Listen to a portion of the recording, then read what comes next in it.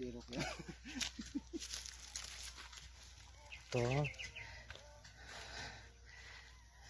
Yan na lang ang natirang mga materialis.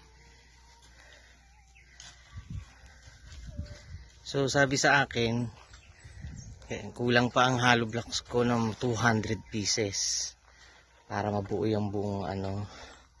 Ito, kailangan ko pa ng another 2 cubic meter na buhangin, bakal na 9mm. Kailangan ko doon ng mga 15 pieces,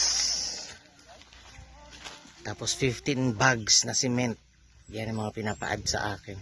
So kailangan ko yun mabilis sa Monday. Pala sa Sunday, tomorrow, wala munang patrabaho at sa Monday. Kasi sa Monday, hapon ko na ma-receive ang pera. So, bibili pa lang ako ng materials para eksakto Tuesday, balik na sila sa trabaho para makapag-start uli. Magpapahiling na sila ng hollow blocks nun. Ayan. Yan ngayon, nagkakanal sila para sa dadaanan ng mga hollow blocks.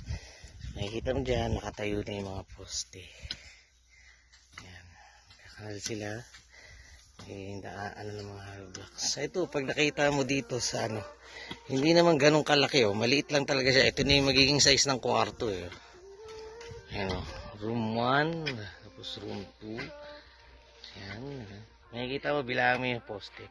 14 na poste ang kailangan. 1, 2, 3, 4, 5, 6, 7, 8, 9, 10, 11, 12, 13, 14 na poste lahat yan. Yan. Si kuya, yan. Sila yung mga trabaho. Yan. Busy sila lahat. Yan. Yan parang improvement sa trabaho.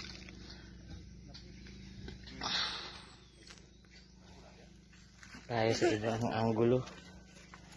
Kuha natin ang ibang anggulo.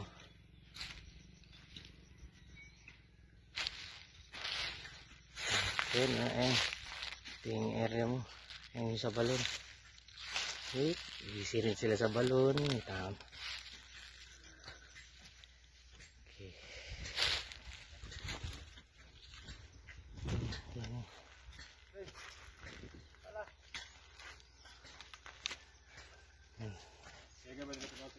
Okay. Okay sila. Ito yung magiging pwesto ng bandang CR, eh.